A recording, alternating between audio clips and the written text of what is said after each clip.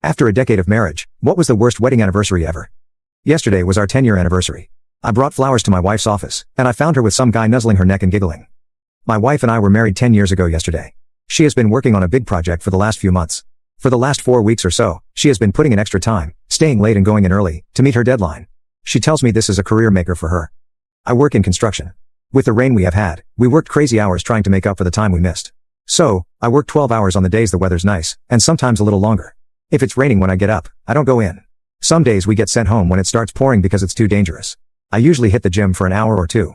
On Thursday, we started at 6 a.m. mid-morning, and then it started to rain hard. We went home. I went to the gym as usual and decided to cut the workout short and head downtown to see my wife, Megan. I wanted to give her flowers and make plans for dinner that night if at all possible. We really haven't seen much of each other this week. I went to bed at about 9 p.m. and she still wasn't home. She called earlier and said she was again working late. Not unusual for the past month. I stopped, got some flowers, and went into her building at about 12:30. Nicole was at the receptionist's desk. I asked her if, since I got here later than I wanted, she would put the flowers on Megan's desk. She said, "I don't think they went to lunch yet. Why not drop them off yourself?" She buzzed the door to get back to the offices. The place was deserted. I went to her office, and the door was closed. I always walk in unless the receptionist tells me she is in a meeting. I walk in, and some guy is standing behind her, nuzzling her neck. She is reaching back over his head.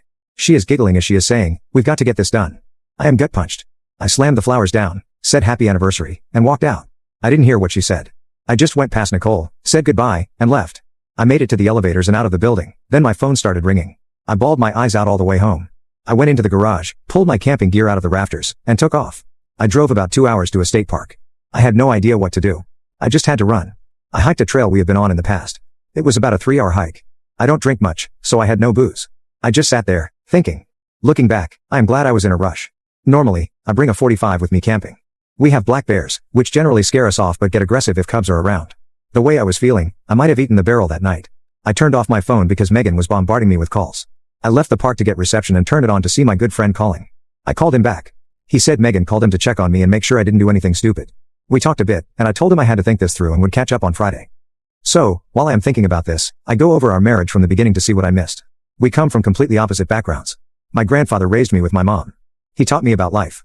He had a little saying about everything. He told me marriage would be the hardest job I'd ever have. You had to work on it every day. God, I miss him. We did not have much, but we heard Mom and Grandpa having many discussions about bills. They worked hard, and my brother and I did not miss out on anything we knew of. Megan was born into money.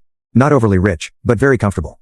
She went to a great college, always had nice clothes, a new car, etc., and she is beautiful. She's an 11/10. We met, hit it off, and began dating. I was dumbfounded at how such a woman would ever be with me. We dated quite a while before she told me about her parents and her lifestyle. Our friends called us the model couple because they thought we were so good looking we had to be models. Her family was not as kind, afraid that economic differences would come into play. Her dad and I started to get along, but her mom took some convincing. She graduates, gets her first job, and we plan on getting married. We agreed between us that we would expose each other to the lives that we lead.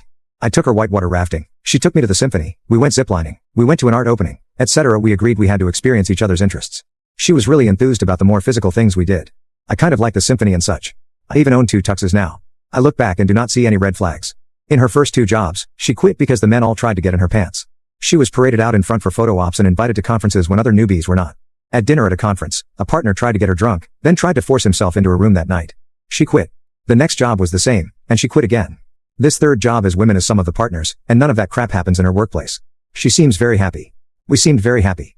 So now, on Friday, I am home. I called her. I asked where she was. She was back at work. I, being the smart mouth that I was, said that the marriage was taking second place to her job. She responded that since I would not talk, what was she to do? Fair enough. She will be home in an hour. So, I wait. I want to save our marriage. I wish to make up for any shortcomings that I may have had.